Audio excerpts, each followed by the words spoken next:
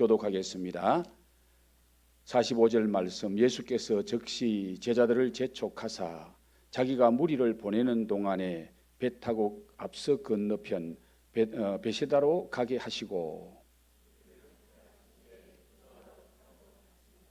저물매 배는 바다 가운데 있고 예수께서는 홀로 무태에 계시다가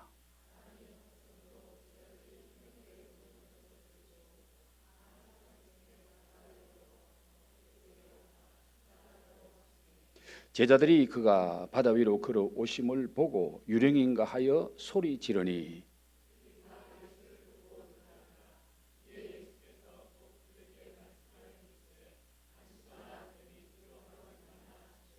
배에 올라 그들에게 가시니 바람이 그치는지라.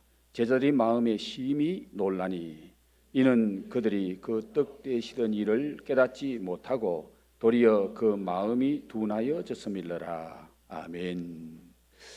함께 봉독한 이 말씀 중심에서 마귀는 감정으로 나를 흔든다, 이런 큰 제야의 오늘 두려움이라는 제목으로 우리 신 목사님 말씀 전할 때 큰 은혜 받으시기 바랍니다.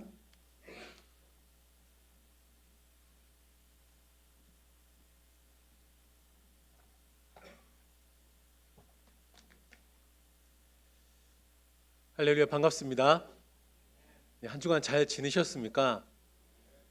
네, 감사합니다. 네, 오늘은 마귀는 감정으로 나를 흔든다 세 번째 시간, 두려움에 대해서 살펴보도록 하겠습니다. 아마 이 자리에 앉아 계신 저와 여러분들 가운데 여러 가지 두려움이라고 표현했습니다만 걱정, 근심, 염려를 포함할 수 있을 것 같습니다. 수많은 염려가 있지 않을까 생각합니다.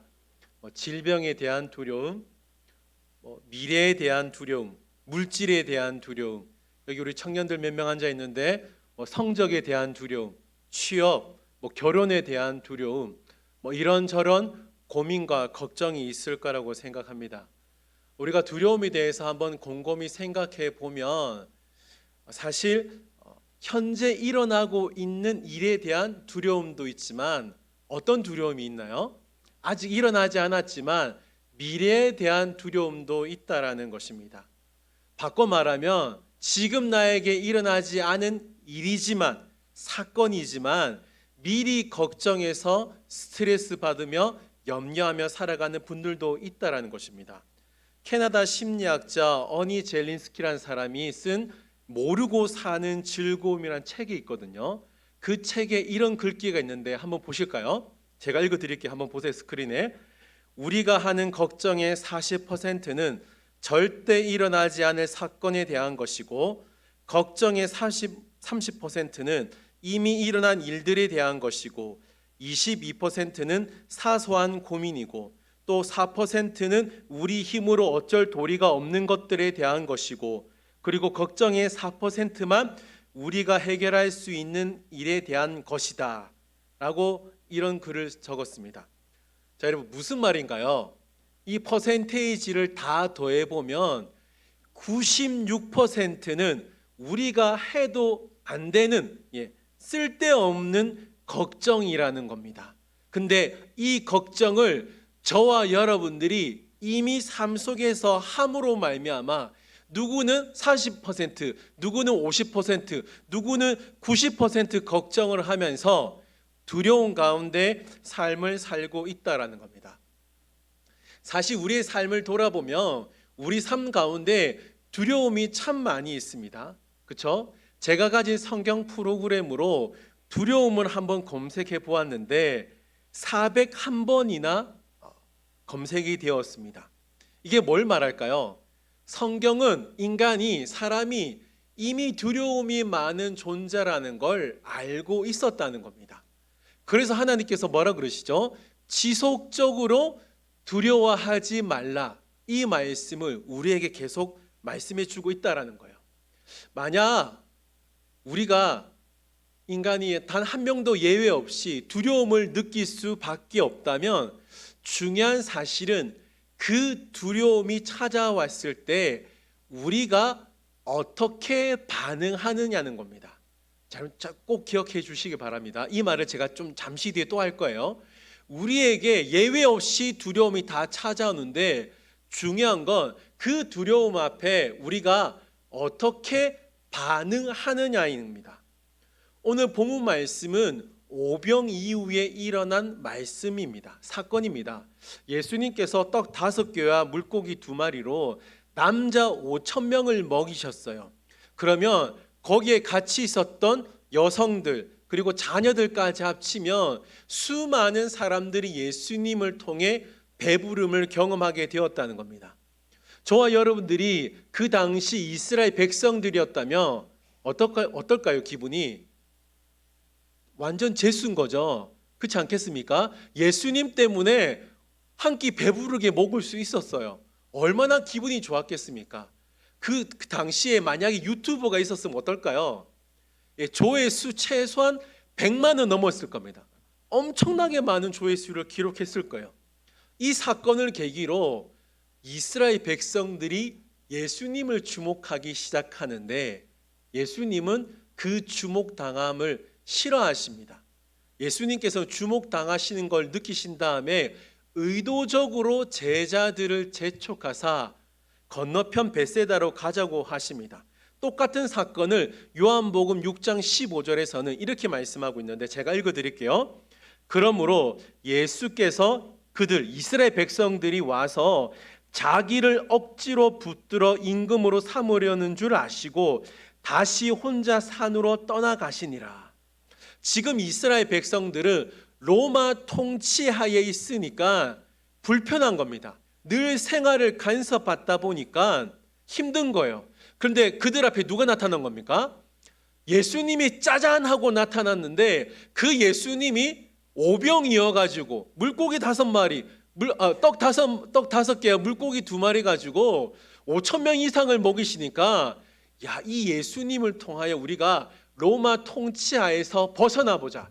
이 예수님 때문에 우리가 편안하게 한번 살아보자. 이 마음을 갖고 있었다는 겁니다.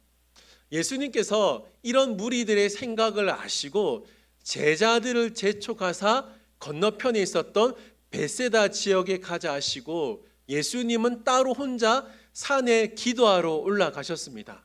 개인적으로는 예수님이 무슨 기도를 했을까 굉장히 궁금한데 본문에서는 언급을 하고 있지 않습니다. 그리고 다음 장면으로 넘어가는데 47절입니다. 저물매 배는 바다 가운데 있고 예수께서는 홀로 무태 계시다가 바람이 거스름으로 제자들이 힘겹게 노 젓는 것을 보시고 밤 사경쯤에 바다 위로 걸어서 그들에게 오사 지나가려고 하시매. 자, 여러분 예수님께서 기도하시는 가운데 제자들은 어디 있었죠? 네, 갈릴리 바다 한가운데 있었습니다. 그런데 바람 때문에 힘겹게 노를 젓고 있었다는 거죠. 그리고 시간이 나오는데 몇 시였죠? 밤 사경이었습니다. 그러니까 지금으로 치면 새벽 3시에서 6시 사이에 힘겹게 노를 젓고 있었다는 거죠. 그러니까 굉장히 어두움이 짙은 시간이었고 피곤할 수밖에 없는 시간이었습니다. 근데 그때에 제자들이 역풍을 맞게 됩니다. 똑같은 사건을 요한복음 6장에서는 큰 바람이 불어서 파도가 세게 일어났다고 언급을 하고 있습니다.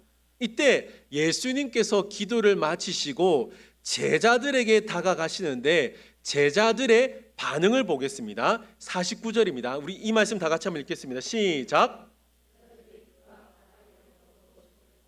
유령인가 하여 소리 지르니. 아멘. 자, 여러분 지금 제자들의 모습을 잘 보세요.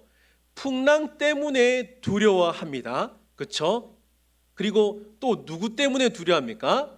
예수님을 보고 유령으로 착각하여 두려워합니다. 이걸 전문 용어로 1+1이에요. 1+1 두려움. 두 가지의 두려움이 왔다라는 거예요. 자, 오늘 본문을 보시면 놀랐다는 표현이 2번 언급됩니다. 그러니까 이 놀랐다는 의미가 뭐냐면 기뻐서 놀란 게 아니라 제자들이 큰 두려움을 느끼고 있었다는 겁니다. 자, 그런데 문제는 제자들이 두려움으로 인하여 예수님을 유령으로 착각했다라는 거예요. 자, 왜 제자들이 예수님을 유령으로 착각했을까요? 52절 말씀인데 이 말씀 다 같이 한번 읽겠습니다. 시작. 이는 그들이 그 떡 대시던 일을 깨닫지 못하고 도리어 그 마음이 뭐했다? 둔하여졌음이니라. 자, 그 마음이 돌같이 굳어졌다라는 거예요. 자, 이 말씀을 좀 더 쉬운 성경으로 다시 한번 이 말씀 읽겠습니다. 시작. 제자들은 예수께서 빵을 먹이신 놀라운 기적을 보고서도 마음이 무뎌져서 아직도 예수가 아멘. 자, 제자들의 문제가 뭐예요? 아직도예요. 아직도 예수님이 누구이신지 정확하게 알지 못했다는 겁니다. 여러분, 우리가 지금 마가복음 6장을 읽었습니다만 마가복음 4장에서 바람과 파도를 잔잔케 하시는 예수님을 제자들이 보았어요. 마가복음 5장에서는 죽은 야이로의 딸을 살리시는 예수님을 보았습니다. 그리고 이 사건 전에 오병이어를 제자들이 경험했어요. 그런데 제자들의 문제는 뭐예요? 여전히 예수님이 누구이신지 모르는 무지함과 불신앙이 제자들 가운데 있었다는 겁니다.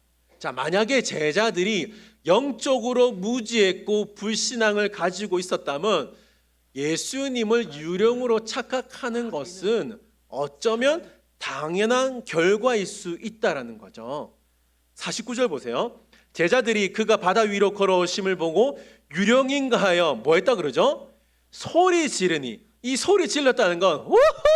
이게 아니에요, 여러분. 환호성을 지른 것이 아니라 고래고래 지르는 두려움을 의미합니다.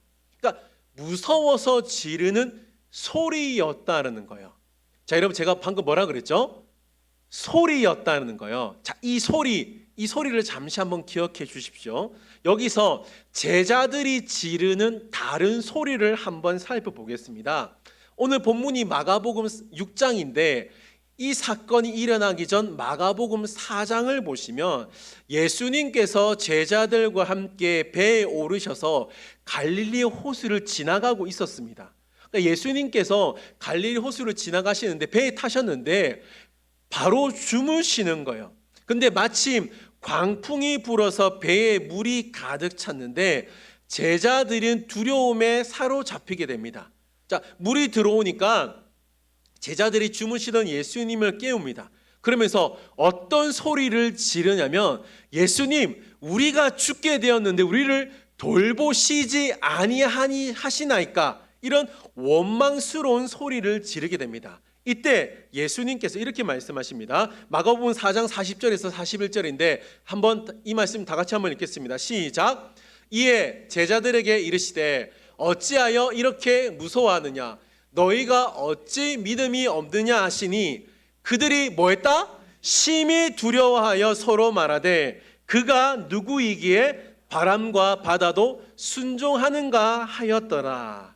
자, 여러분, 제자들을 잘 보시면 처음에는 파도를 두려워하고 그 다음은 바람을 두려워하고 그 다음은 물결치는 바다를 두려워하고 있다라는 거예요. 제자들은 이런 두려움 때문에 예수님을 원망하면서 마지막에 뭐라는 거예요? 두려워하면서 서로 말하되 그가 누구이기에, 뭐예요? 여전히 예수님이 누구이신지 모르니까 바람과 바다도 순종하는가, 주님을 제대로 알아보지 못했다는 겁니다.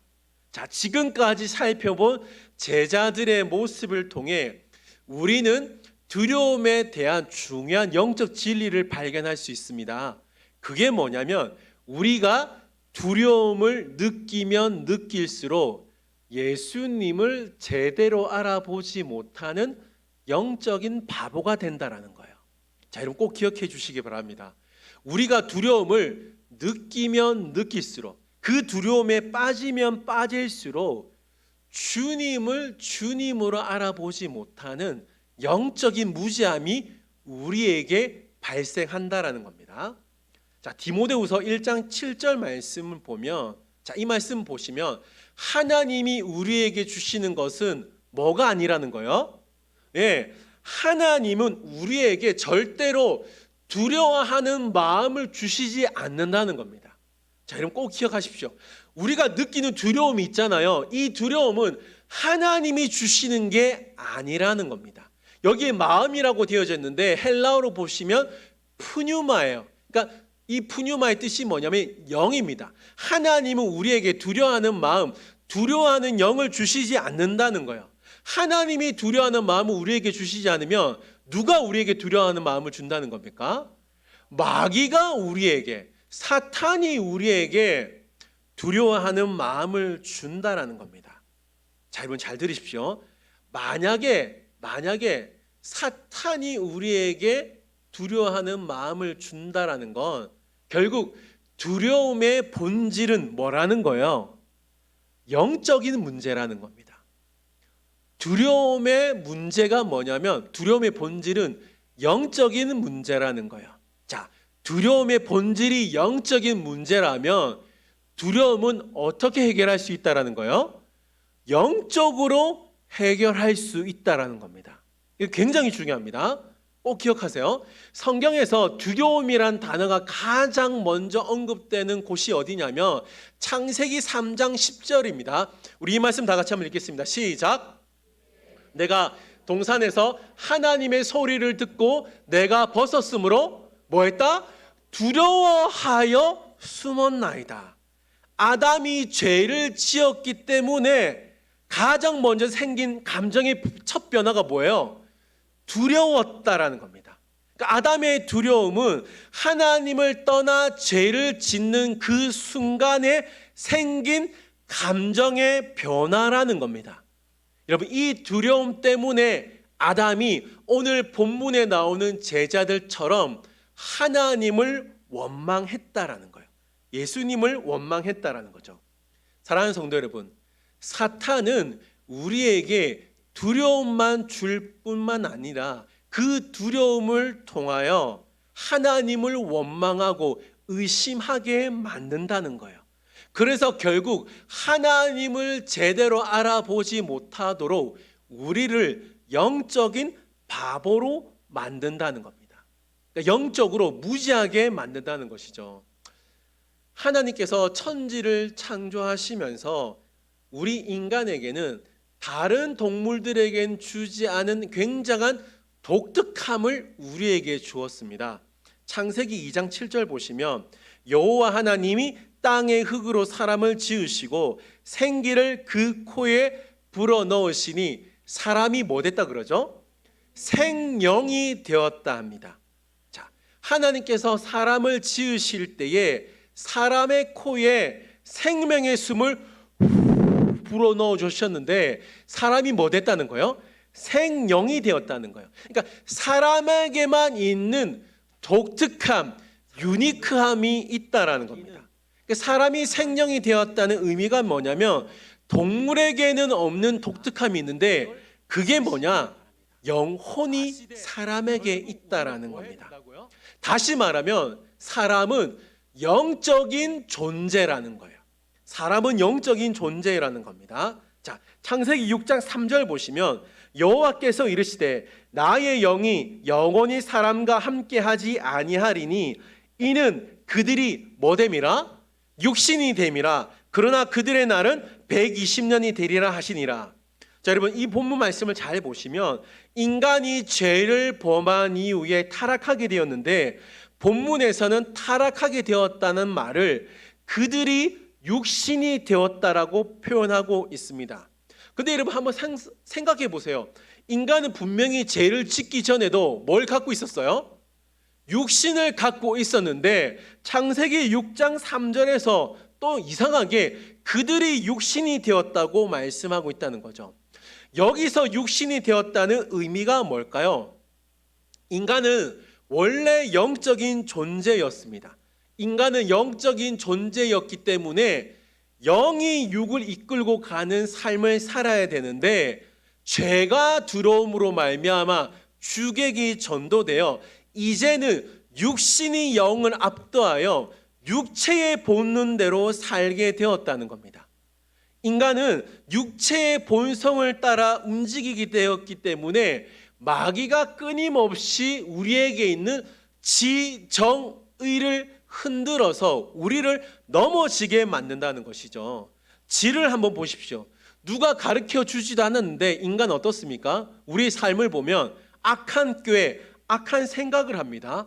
정을 보십시오. 지금까지 살펴본 분노, 자기사랑, 돈사랑, 쾌락사랑, 두려움, 이런 부정적인 감정을 통하여 우리를 넘어지게 만든다는 거예요. 의를 보세요. 인간이 의지를 갖고 하는 행동을 보시면 다 악한 밖에 없다라는 겁니다. 그러니까 마귀가 우리가 가지고 있는 지정의를 흔들어 버려서 우리를 넘어지게 만든다는 것이죠. 자, 제자들의 모습을 다시 한번 보겠습니다. 제자들의 모습을 잘 보시면 세 가지의 행동이 있었어요. 두려움에 빠지게 되었을 때 뭐 했죠? 예수님을 원망하고 의심합니다. 자, 예수님을 원망하고 의심함으로 말미암아 제자들이 결국 뭐 했습니까? 예수님을 제대로 알아보지 못하는 영적인 무지에 빠지게 되었다는 겁니다. 이 세 가지 패턴이 있어요. 자, 이 세 가지 패턴을 역으로 생각해 본다면 우리가 예수님을 제대로 알면 예수님을 원망하거나 의심하지 않게 되어 결국 두려움에 빠지지 않을 수 있다는 이 공식이 성립될 수 있다는 겁니다. 여러분, 이걸 잘 기억해 주시기 바랍니다. 우리가 예수님을 제대로 알면 우리가 하나님을 원망하거나 의심하는 것이 아니라 두려움에 빠지지 않게 된다는 것이죠. 성경을 보시면 정말 두려움에 빠졌던 한 사람을 소개하는데 그 사람이 누구냐면 다윗입니다. 여러분, 우리가 생각할 때는 그 다윗이 골리앗을 무찔렀기 때문에 전혀 두려움이 없을 것 같은데 그렇지 않아요. 저와 여러분들처럼 두려움을 똑같이 느끼고 있었다는 겁니다. 다윗이 골리앗을 무찌르고 난 이후에 자신의 고국 이스라엘로 돌아오게 됩니다. 이때 여인들이 사울은 천천히요, 다윗은 만만이라는 이 찬양을 고백합니다. 이 찬양을 다윗이 들었죠. 사울도 다윗의 능력을 부정할 수 없었기 때문에 자신의 딸 미갈을 다윗에게 줍니다. 이 말은 다윗이 사울의 사위가 되었다는 거예요. 사울은 이때부터 다윗을 죽이려고 하는데 혼자 죽이기가 어려웠던 것 같습니다. 정말 유능했던 사람 3,000명을 뽑아서 다윗을 죽이려고 하는데 이때 다윗이 자신을 죽인다는 소식을 듣게 되어 다윗이 도망자가 되었습니다. 여러분, 다윗이 도망자로서 몇 년을 생활했는지 혹시 아십니까? 10년이에요. 10년 동안 도망자 신세를 살게 되는데 도망가다가 하도 도망갈 곳이 없어서 어디로 도망가냐면 블레셋 집안 가드로 도망가게 됩니다. 여러분, 가드 하면 생각나는 사람이 있지 않습니까?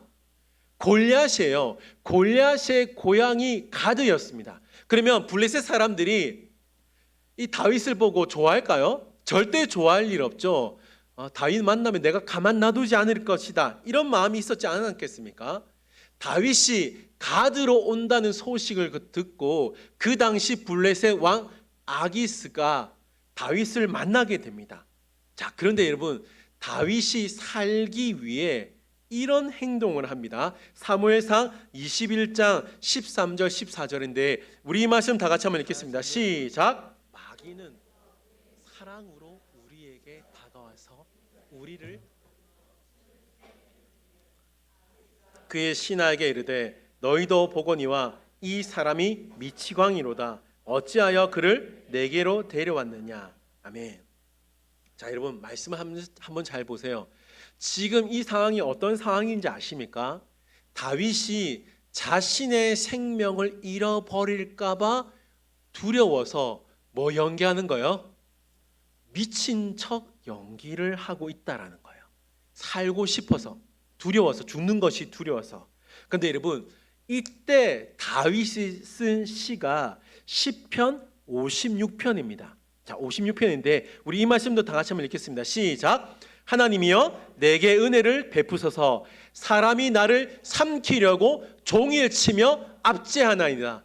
내 원수가 종일 나를 삼키려 하며 나를 교만하게 치는 자들이 많사오니. 아멘. 여기에 보면 삼킨다는 표현이 있는데 이 삼킨다는 표현이 뭐냐면 마치 맹수가 먹잇감을 발견하고 슬금슬금 다가올 때 사용하는 단어가 삼킨다는 표현입니다. 그러니까 지금 다윗은 3,000명이나 자기를 잡으려고 하고 있으니 얼마나 두려웠겠습니까? 그 3,000명이 종일 두 번이나 사용하면서 자신에게 엄청나게 큰 위기가 닥쳤다는 것을 고백합니다. 굉장히 두려웠다는 것이죠. 그런데 여러분 이때 다윗이 뭐라고 고백합니까? 1절을 다시 한번 보세요. 1절 뭐라 그러죠? 하나님이여 내게 뭐하라? 은혜를 베풀어 달라고 말씀하고 있습니다. 여러분 왜 다윗이 하나님께 은혜를 베풀어 달라고 말씀할까요? 지금 나에게 닥친 이 두려움을 해결할 수 없기 때문에 오직 하나님만이 이 상황에서 이 두려움에서 해결할 수 있는 분은 하나님밖에 없었기 때문에 다윗이 뭐 하는 거예요? 내게 은혜를 베풀어 달라고 고백하고 있는 거예요. 자 여러분 다윗은 지금 뭘 인정한 거예요? 두려움을 인정했습니다. 근데 여러분 제가 앞서 기억하라는 것이 무엇인지 기억나시죠? 인간은 단 한 명도 예외 없이 두려움이 찾아오는데 그때 중요한 게 뭐라 그랬죠? 반응이 중요하다 그랬어요. 반응 3, 4절입니다. 3, 4절 시편 56번 3, 4절 읽으실 텐데 다윗의 반응을 잘 보세요. 내가 두려워하는 날에 뭐 한다 그럽니까? 내가 주를 의지하리라. 4절 내가 하나님을 의지하고 그 말씀을 찬송하였지라. 내가 하나님을 의지하였은즉 두려워하지 아니하리니 혈육을 가진 사람이 내게 어찌하리까. 아멘. 자 여러분 3절 말씀 내가 두려워하는 날인데 원문으로 보시면 내가 두려워할 때마다예요. 지금 다윗은 두려움을 인정하는데 내가 두려워할 때마다 다윗이 두려워할 때마다 다윗은 뭐 하겠다는 겁니까? 네, 하나님을 의지하겠다고 무려 3번이나 고백하고 있다라는 거예요. 자 여러분 이 의지하다를 한번 잘 봐주시기 바랍니다. 히브리어로 한번 따라해 보겠습니다. 에베타흐. 자 에베타흐인데 여러분 이 단어의 뜻이 뭐냐면 어린아기가 어머니에게 착 안겨 붙어 있을 때에 사용하는 단어입니다. 여러분 다윗이 두렵더라도 뭐 하겠다는 거예요? 하나님께 착 달라붙어 있겠다는 거예요. 자 여러분 어린아기가 어머니에게 착 달라붙어 있을 때에 그 엄마 그 아기 어떻게 다룰까요? 버리겠습니까? 던지겠습니까? 그 어린아기가 엄마 품에 딱 착 안겨 있다면 엄마가 어떻게 할까요? 그 아기 지켜주지 않겠습니까? 그 아기 보호하지 않겠습니까? 다윗은 이걸 알았다는 겁니다. 이걸 알았기 때문에 다윗이 뭐라는 거예요? 내가 하나님을 에베타흐 의지하였은즉 내가 두려워하지 아니하리니. 이 고백을 할 수 있었다는 겁니다. 여러분 우리는 다윗의 모습을 통해서 두려울 때 정말 중요한 영적 진리를 발견하는데 한번 따라해 보겠습니다. 하나님을 의지하면 두려움을 이긴다. 여러분 꼭 기억하시기 바랍니다. 우리가 하나님께 착 붙어 있으면 두려움을 이긴다는 거예요. 왜죠? 하나님이 나를 지켜 보호해 주시기 때문입니다. 여러분 이걸 좀 기억하셨으면 좋겠습니다. 여러분 시편 곳곳을 보면 다윗이 엄청나게 두려웠다는 것을 발견하거든요. 그 또 하나의 시편이 뭐냐면 시편 27편 1절입니다. 자, 우리 이 말씀 다윗이 두려웠을 때 이 고백을 하는데 다 같이 한번 읽겠습니다. 시작.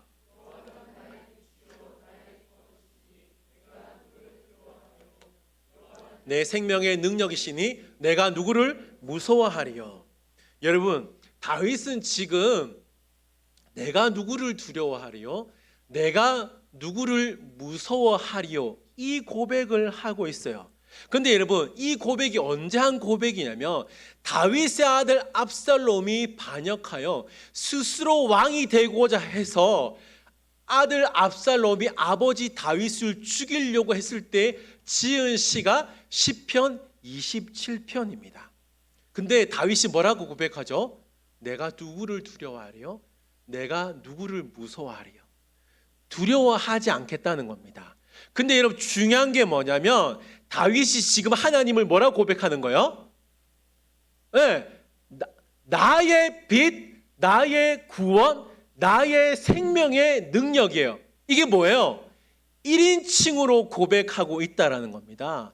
다윗은 지금 하나님을 다른 누구의 하나님으로 고백하는 게 아니라 누구의 하나님? 나의 하나님으로 고백하고 있어요. 다윗이 두려워하지 않을 수 있는 이유, 다윗이 무서워하지 않을 수 있는 이유가 뭐냐면 하나님이 나의 하나님이 되시기 때문에 내가 두려워하지 않을 수 있었다는 겁니다. 다시 말하면 지금 다윗은 하나님을 이론적인 하나님, 가설의 하나님으로 믿는 것이 아니라 실존적인 존재, 진짜 살아계신 하나님으로 믿고 있었다는 겁니다. 묻겠습니다. 여러분은 하나님이 어떠한 하나님이십니까? 정말 나의 하나님이십니까? 정말 나의 하나님이십니까? 자, 여러분, 우리의 상황을 한번 잘 보세요. 우리는 어려운 일이 벌어지면, 두려워하는 일이 벌어지면 결론은 뭐예요? 모든 문제의 원인을 하나님으로 맺습니다. 우리 결론이 뭐예요? 하나님을 원망하고 하나님께 실망하고 하나님께 불만을 갖는 거예요. 이게 뭐예요? 마귀가 우리를 하나님으로 제대로 알아보지 못하는 영적인 바보로 만든다는 겁니다.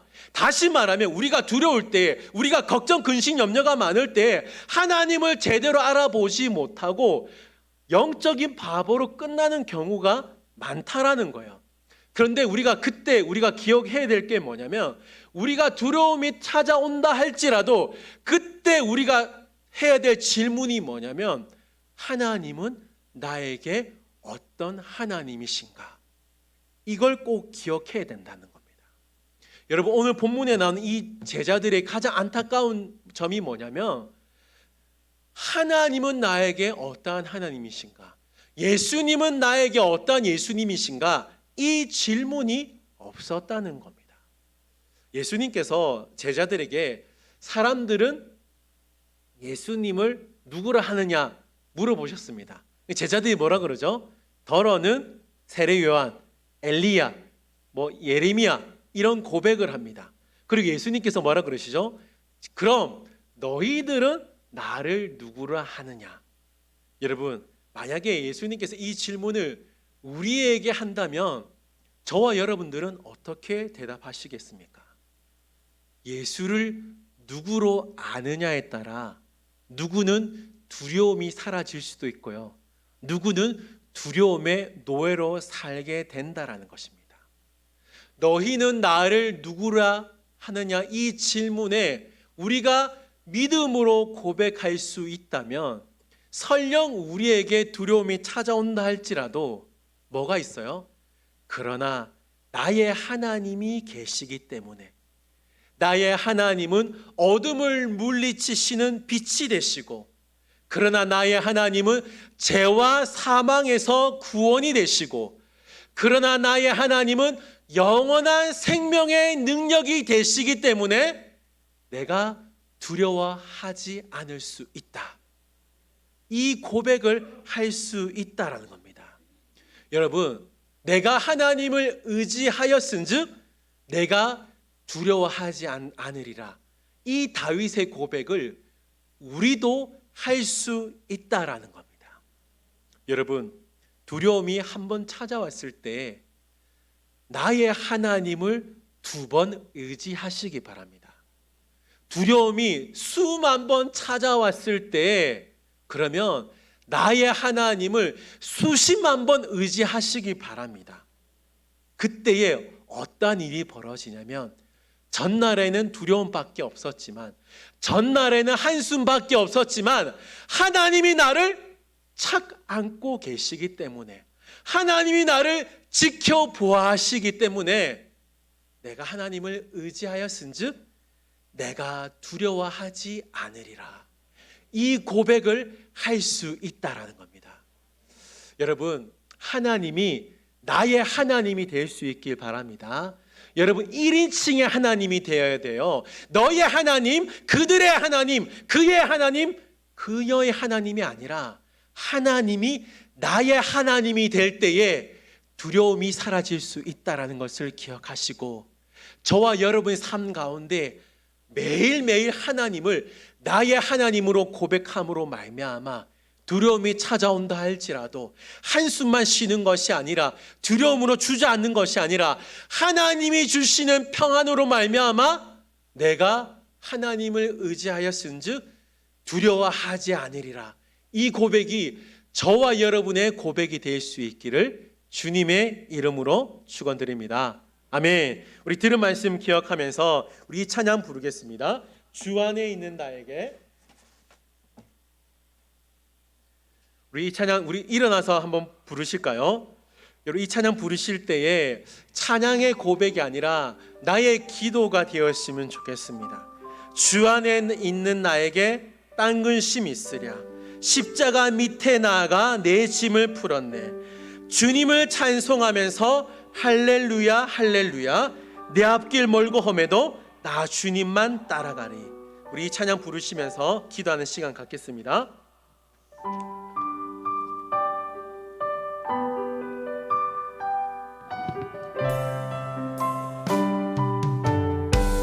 주 안에 있는 나에게, 주 안에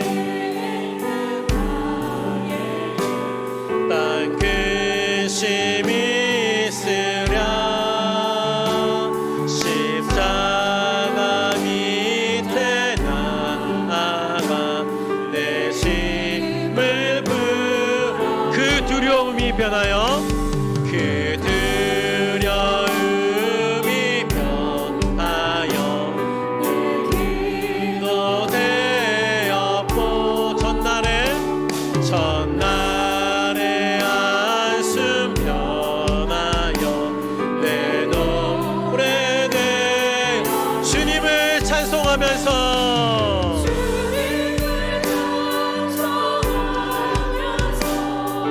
할렐루야 할렐루야, 내 앞길 멀고 험해도 나 주님만 따라가리.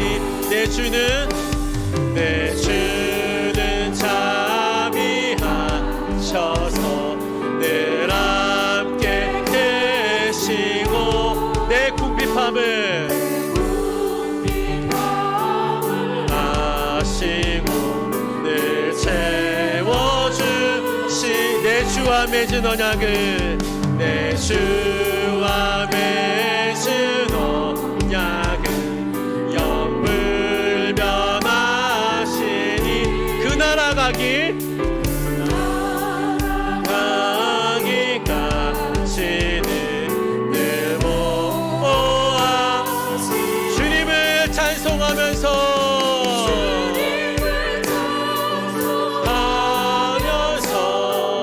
할렐루야 할렐루야, 내 앞길 멀고 험해도 나 주님만 따라.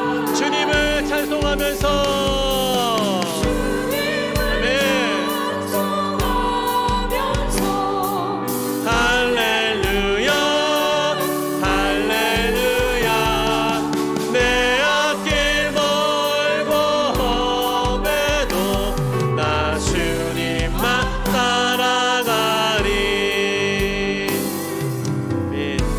시간 간절히 한번